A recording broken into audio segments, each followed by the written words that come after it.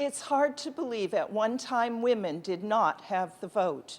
Today, Essential Collective Theatre's play, The Fighting Days, is about the suffragettes who changed that. My name is Nellie McClung, and I'm a disturber.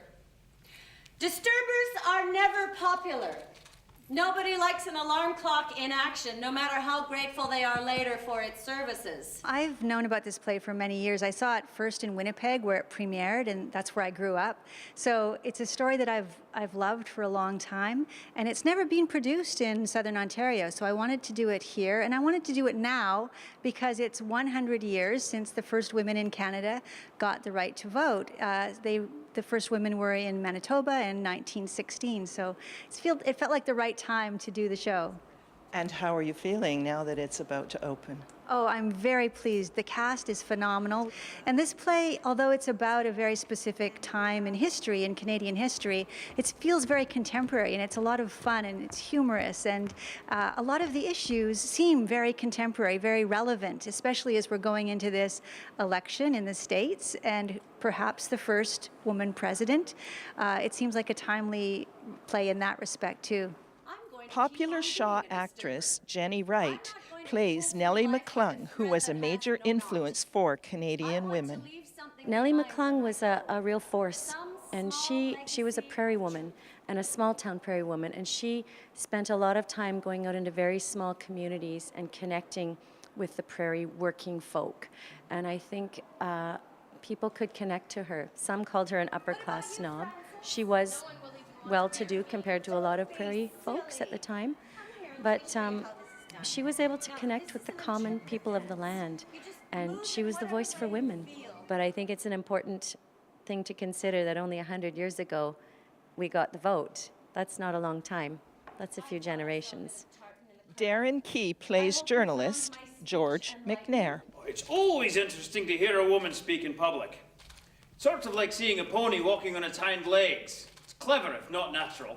George McNair, the editor of the Rural Review, the man I'm playing, I would definitely look at it as a bit of a traditionalist. I hope this time you'll manage to spell my name correctly. There are 2 C's. It's McClung, not McLung. Oh, it's a pity. I thought that was a rather good play on words. They have the right to have their opinion of him. He doesn't look at himself as anything wrong or evil or mean to women, but we can look at it and go, oh boy, you have a lot to learn. And in 100 years, we've still have a lot to learn, but progress has been made. Now, you are hoping to educate with this play. Let's talk about that.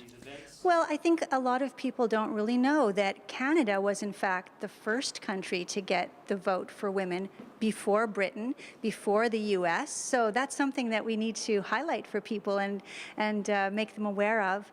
But also, I think Frances Beynon, who is the sort of central character in this piece, was a journalist working in Manitoba and a prolific writer, and we don't really remember her. We remember Nellie McClung, but not Frances so much. So I think it's important to know about those people. You are taking this elsewhere. Let's talk about the touring. Thank you. Yes, we are taking this show on the road. So we had some funding from the Niagara region through their Niagara Investment in Culture program and through the Trillium Foundation. We're very excited to be able to take this show to 7 other locations. So it plays in St. Catharines first, and then it goes to Welland, Port Cobourn, Vineland, Pelham. This is a new thing for ECT, for our company to do this, but we're really excited to bring this show to a wider audience and to communities where live theater, professional theater isn't always available. The Fighting Days is a celebration of the 100th anniversary of a woman's right to vote. It opens here at the First Ontario Performing Arts Centre on October 27th and runs until November 4th. It will then tour across the Niagara region. In St. Catharines, I'm Brenda Schultz reporting for The Source.